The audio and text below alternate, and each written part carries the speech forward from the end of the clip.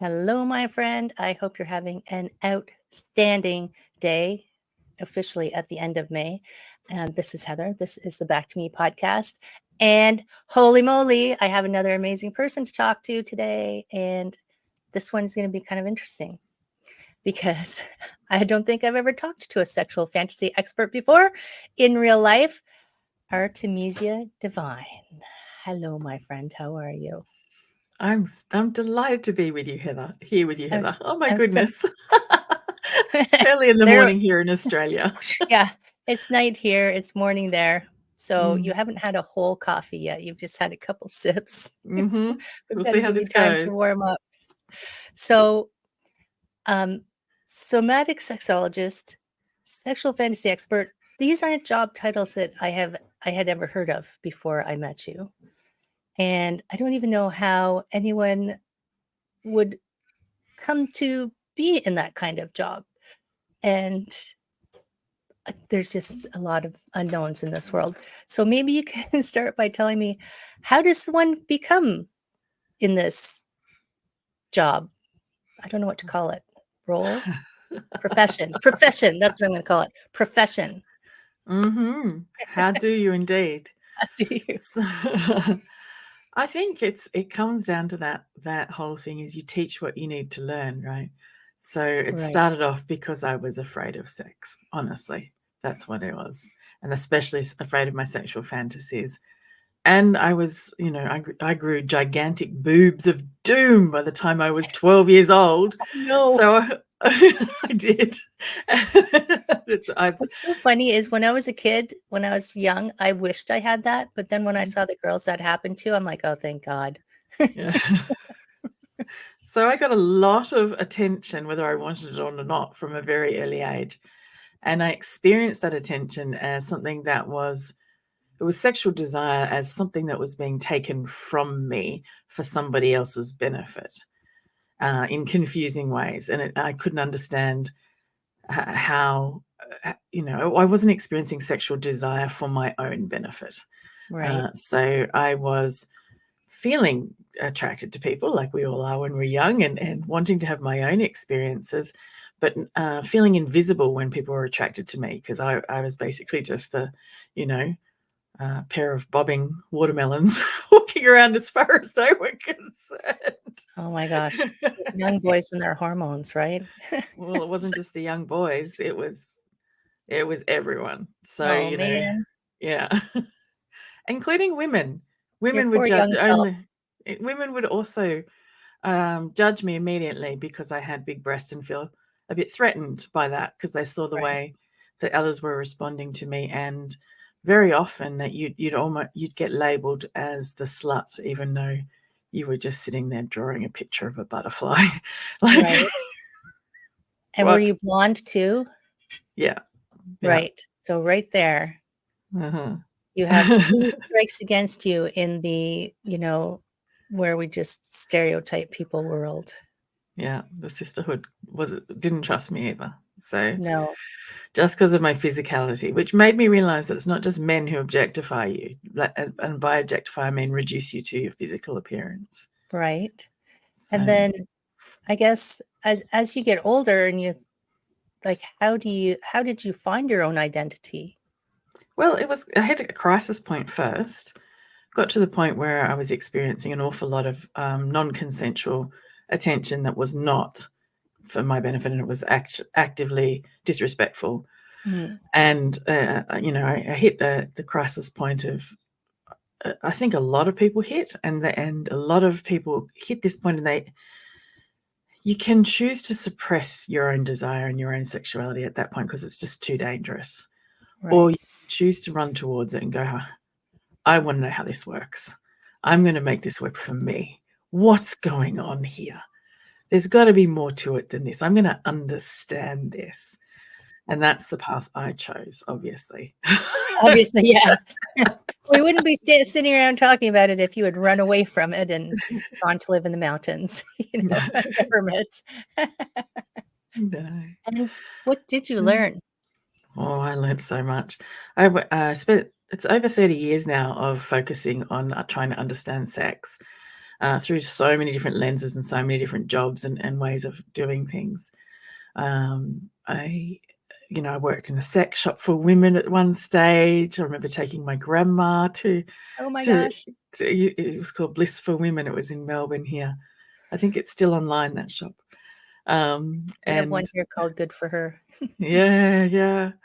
I let her in sometime after hours so she could have a look around at the toys by herself. And she spent about 20 minutes in there, and she came out.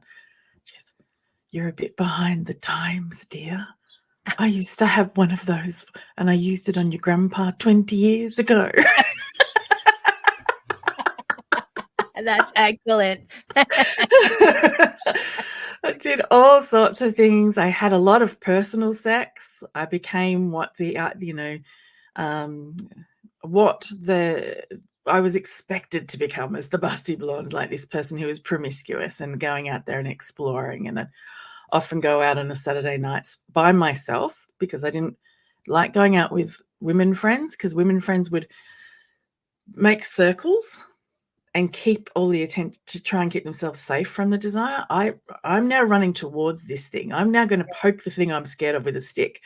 I'm not going to, You're not arrange bringing the a caravan. wingman to Yeah. save you.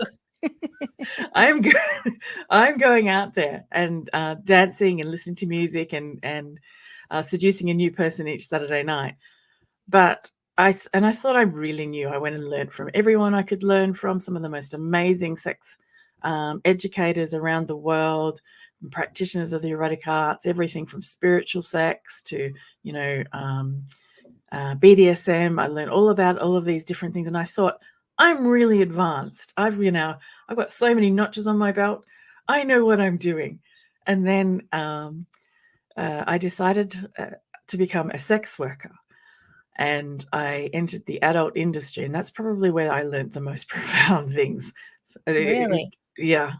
For 12 years, I worked full-time as a sex worker and also as a professional dominatrix. And it was an eye-opener. I thought I knew things, but I did not. I was Wow. still a beginner. Right. You were in that teenage year where you're like, yeah, I know everything, Mom. Yeah. And then you find out you don't. Yeah. But I also studied anthropology at university. So I'm looking at my experience in the sex industry through my anthropological lens. That's just how I am. I cannot leave alone. I have to understand what's going on here.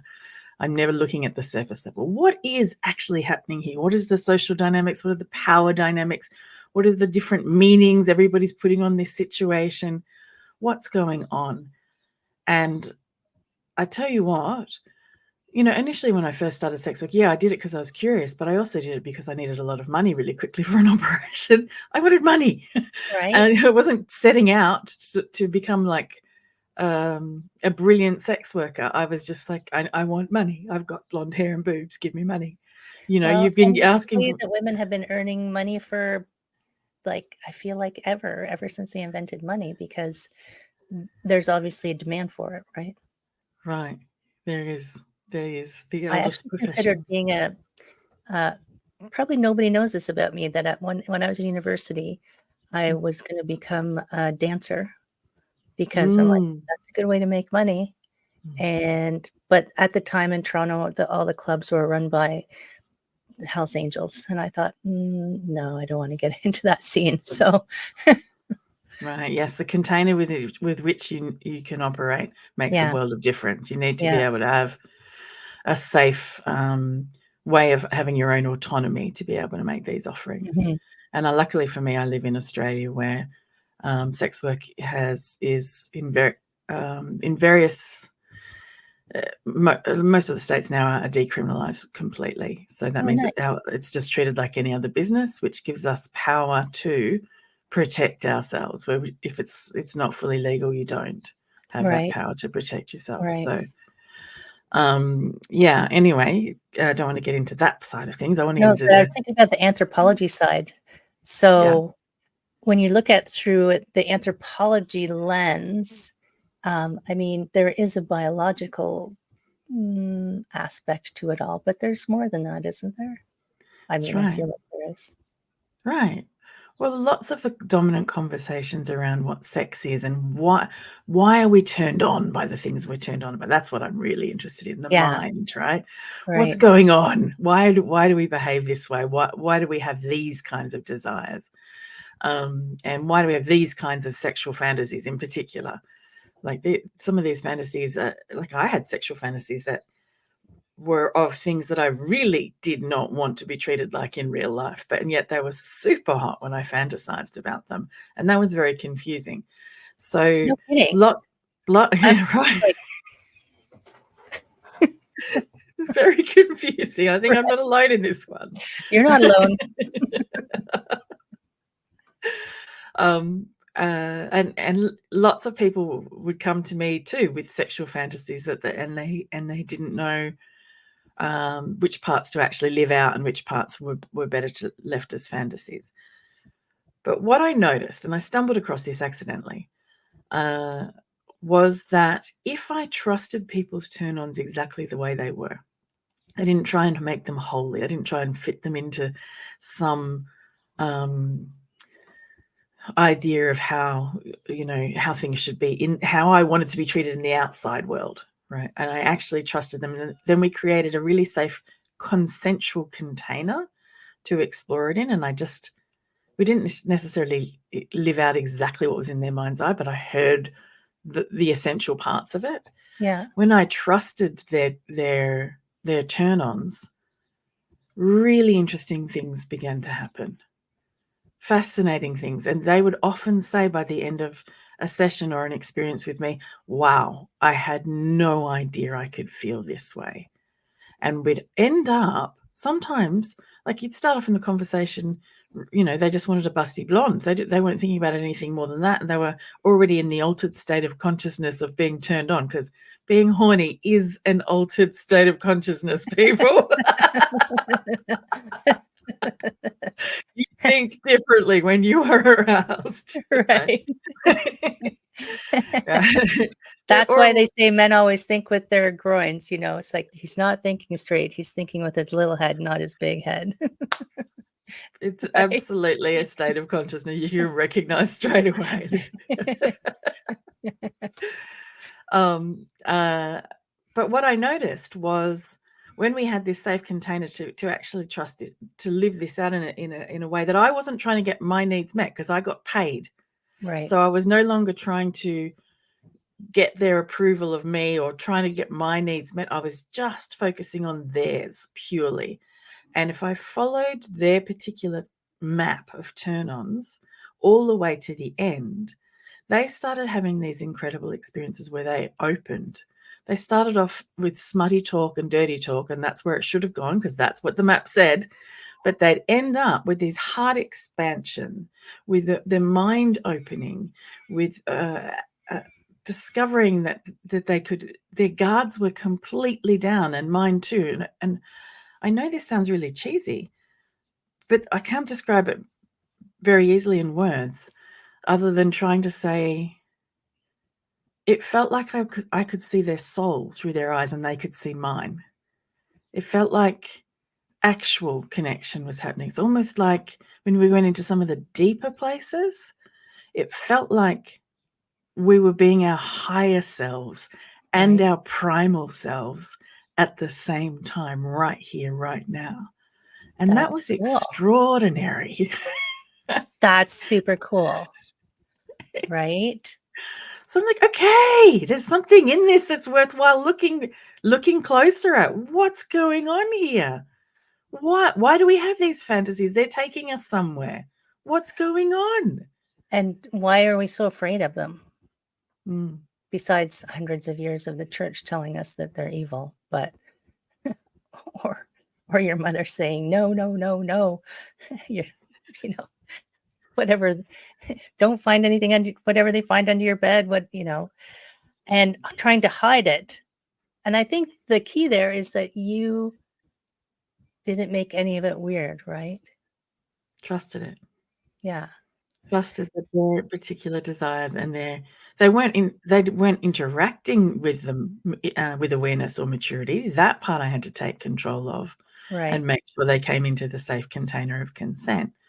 But because they're just not aware of it. Because when it's still taboo, you don't form a relationship with it. It's just a big, powerful force that comes along, and you've got to somehow navigate this tidal wave inside of you without any true understanding of what's happening. It's going to cause a mess. But when it's in a safe container, this part is really wise. It's incredibly wise. It's there for a reason. So what do you think? So, because you mentioned that, people can have fantasies that they don't actually want necessarily to live in real life. But is that the same kind of fantasy, or is that a different kind than one that people would want to follow through to the end? Excellent questions, Heather. You're I'm super curious. Good. I trust all fantasies. I trust all of them because they're not instructions for how to live in the outside world. They're not even instructions of how to have sex in bed, but they are stories. They are the exact story that tells us it's the exact story that our egos in particular need to hear in order to let our guards down so we can open to the vulnerability of connection and pleasure, and sometimes even those expanded states of consciousness. Right. Right. So it's right there. We're going to say sex for enlightenment. Who knew that? Well, that's the title of my upcoming book is The Spirituality of Smut. So, That's awesome. It reminds me a little bit of like tantric. Like tantric sex is about, that connection, but they weave a lot of like other, I don't know what to call it, stuff, other yogic type stuff into it. So I don't know. Do you know much about it, or? I sure do. Yes. Of course you do. You're an expert. That's why I'm talking to you. Yes, Tantra is one particular pathway into this particular altered state of consciousness. Right across cultures, we've known that sex can lead to these expanded states of consciousness where you can lose your sense of self, your ego, your small self, and experience the biggest expanded self that's beyond that. And even if you have oneness experiences with all of life, like that kind of amazing feeling of awe and wonder you feel standing on the beach at night looking at the infinity of stars, and you're astonished you exist at all, that bigger sense of self where your heart expands with the joy and the mystery of being alive, that sort of is beyond your ego. When your ego is in the driver's seat, you can't feel that. It's too busy it's defending you, which is a healthy thing to do, because we need an ego. Right? Yeah. I'm not against them. I'm not against egos. But they create and defend our sense of self. So they're really concerned with making sure that we never feel vulnerable at all, because to an ego, vulnerability is a threat to the self. You could get laughed at. It could be a threat. You could lose your social status. You could get rejected. You could someone could have power over you and use it in a bad way. Don't be vulnerable ever, says an ego. That's its job. It creates and protects your self-identity, your self-worth, and your social status. It's very concerned. I can't remember what movie it was in. Things Can Get Weird. Like when people, go off and have sex and they came back, they go, yeah, it just got weird. It's like, well, I guess that's the ego driving the bus then. Well, sexual fantasies are stories sent to you by your desire. Let's just imagine that we've got different organs in the psyche, just like we do in our body. Like we've got lungs that do the lungs job and the heart that does the heart's job, and yet it all makes a body. We need all of them. So let's just imagine the ego is just one organ of the psyche, and we've got another one another organ of the psyche that sends desires, and it's got its own genius and its own blind spots, just like the ego does. And it's sending these sexual fantasy messages, or these particular sexual desire messages, as little love letters to your ego.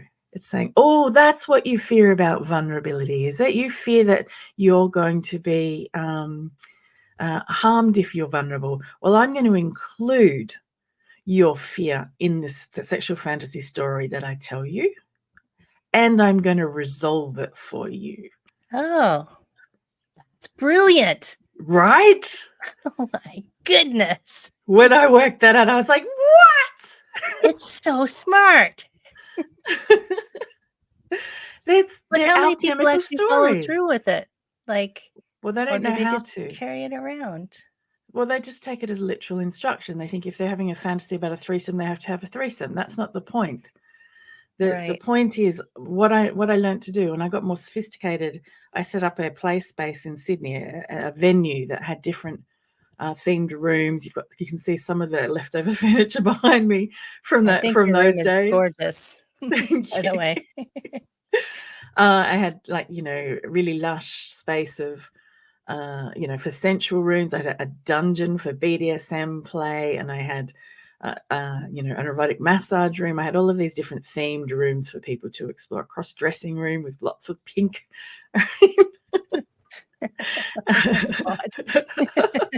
All sorts of things were there, right? Because I trusted people's fantasies, but I got really much more sophisticated in sitting people down on my red velvet couch, sharing a cup of tea, having a chat for half an hour, and I'd ask them all about their past peak experiences and their sexual fantasies. And instead of trying to look at sexual fantasies as, unfinished business from our childhood or, something that's wrong with us, I trusted it and I listened to the story narrative underneath. How are our fears about our social status, our self-worth, and our self-identity included in the story, and how are they resolved? So because each time I followed that, an alchemical reaction would happen. I was like for example, let's take a fantasy of somebody who is really enjoying being used by the whole football team. Okay. Not something you necessarily want to live in real life, but could be super hot for you. You might want to live it in real life, but if you did, what I learned really quickly is when people did try and live it out literally, it didn't feel like they thought it would. They could even have a great time, but it didn't feel like they thought it would. It didn't take them to where this story could potentially take them. Right. If instead I looked at that story and I went, okay, what does being used give you? What does it solve for you? What's in there? What's being used do for you?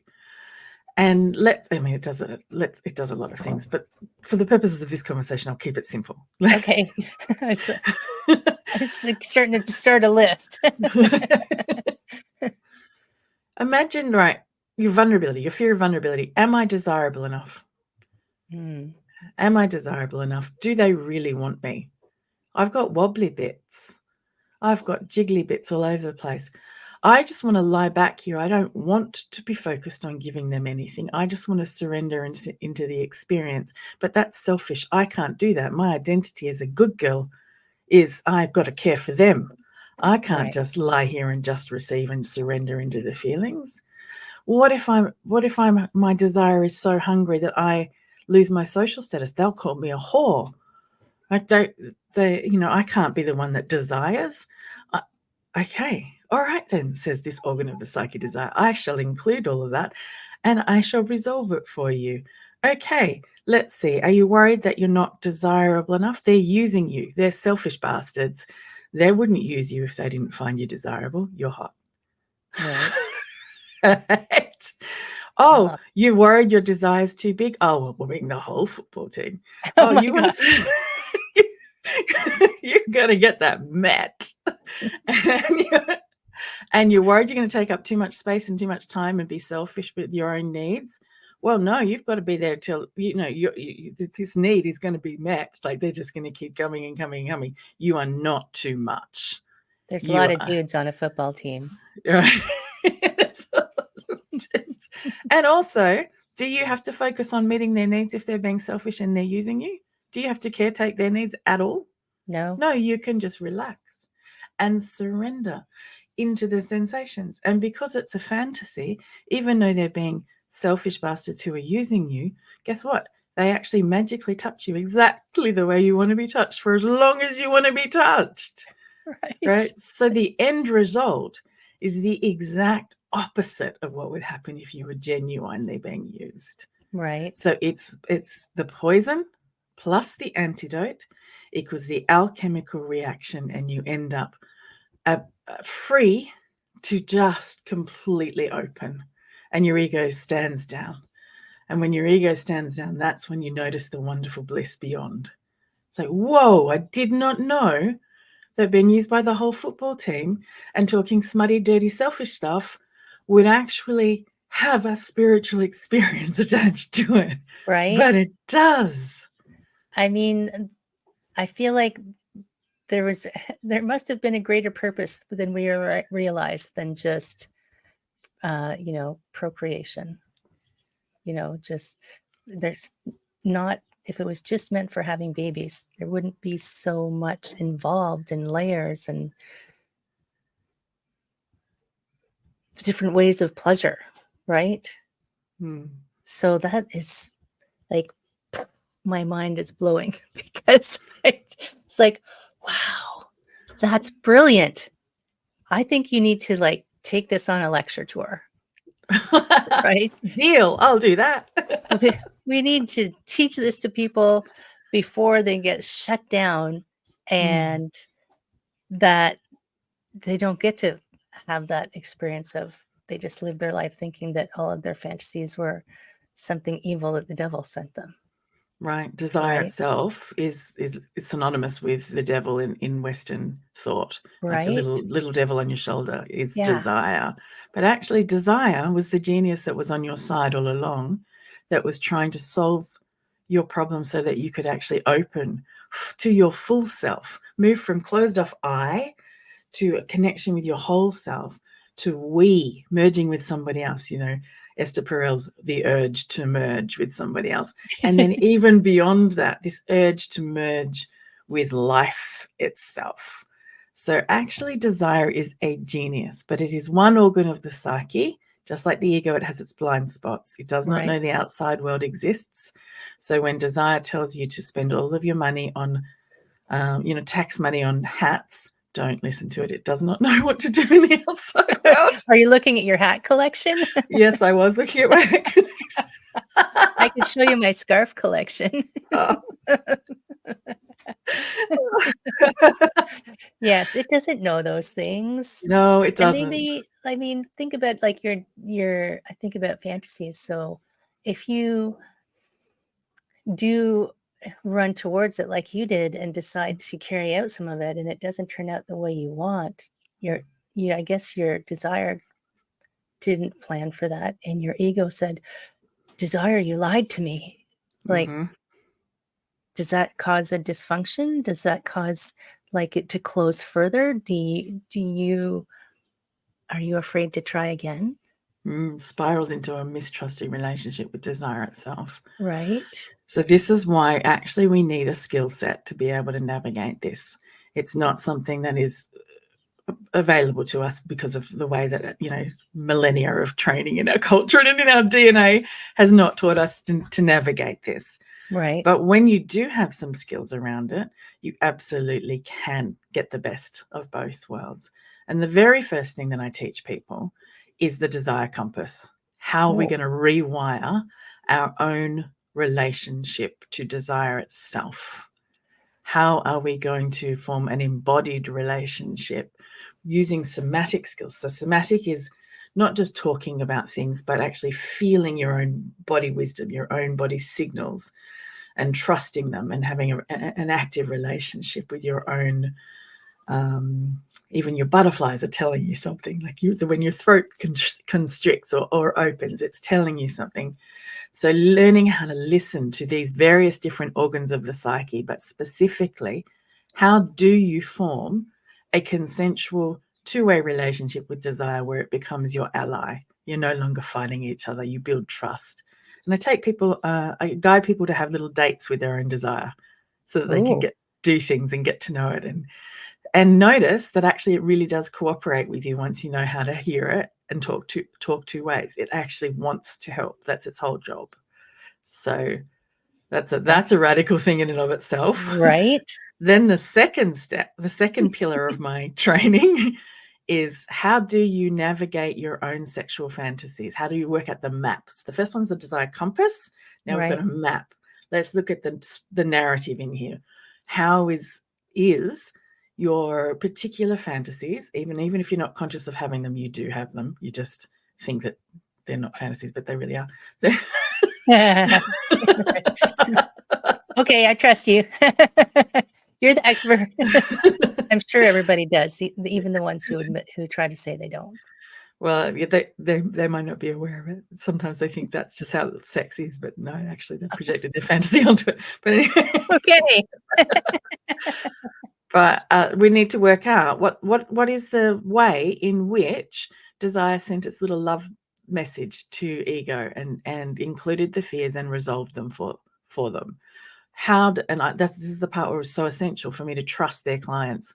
And when you know that, then how do you actually create a real life experience that's not necessarily, trying to live out the fantasy literally, because desire doesn't know about the outside world. Desire doesn't even know about gravity.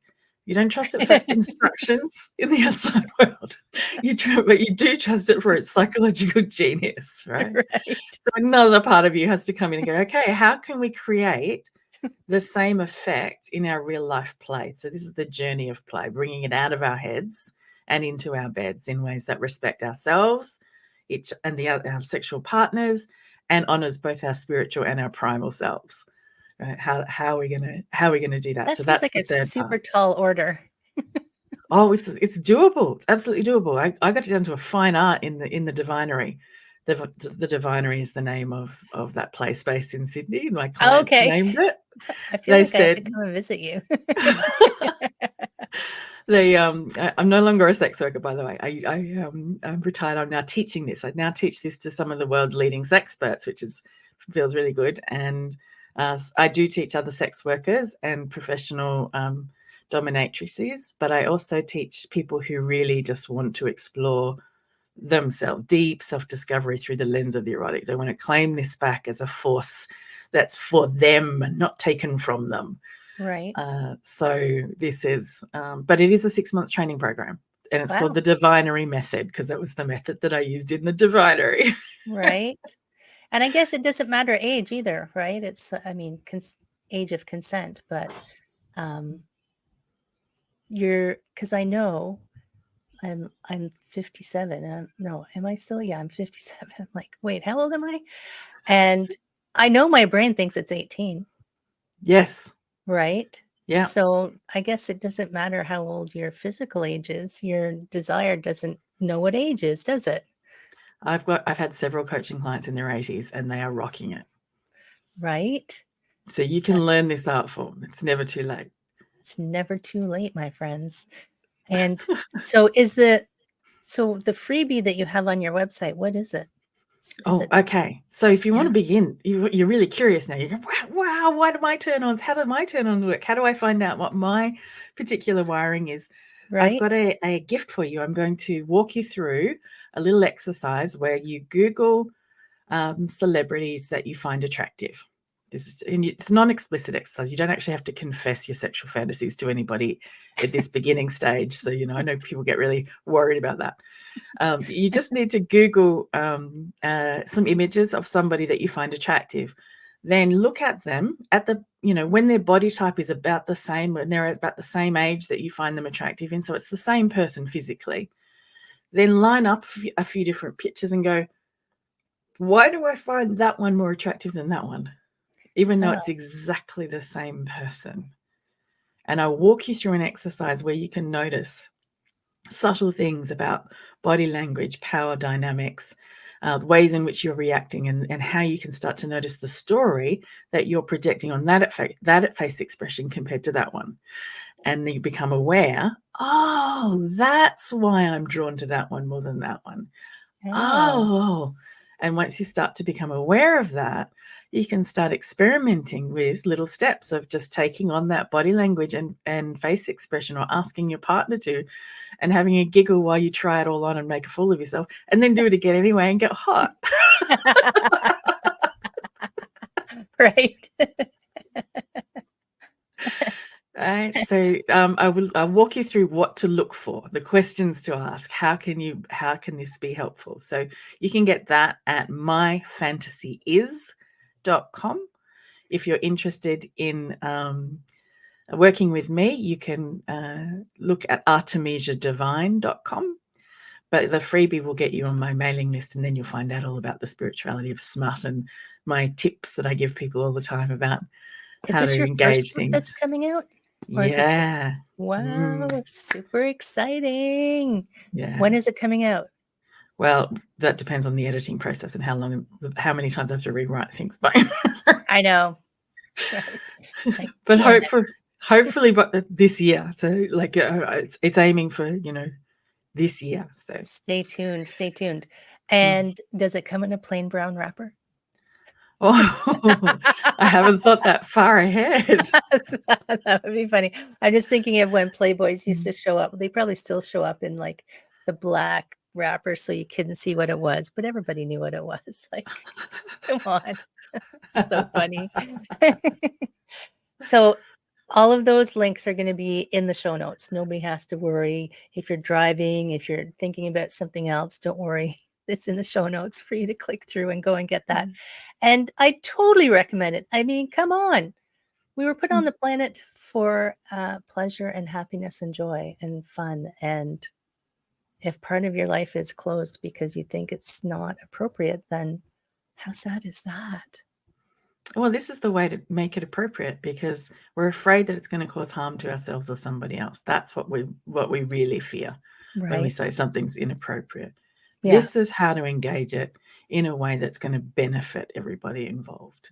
And Right. that's going to change. I feel as though this is a piece that's going to really help reduce all of the misdirected actions that are based on misunderstanding of desire. Right. I look forward to that spreading, that this movement spreading. I am glad to be a part of it. Before I say goodbye and let you finish your coffee, do you have a final word of wisdom, or two or three? I just want to say it again because it's so important to really understand this. Sexual desire is a organ of the psyche with its own genius, and it is what it does is it knows exactly how to change your internal state and help you access these vulnerable states of expanded wonderfulness. It knows how to take you home to your whole self and share that with somebody else.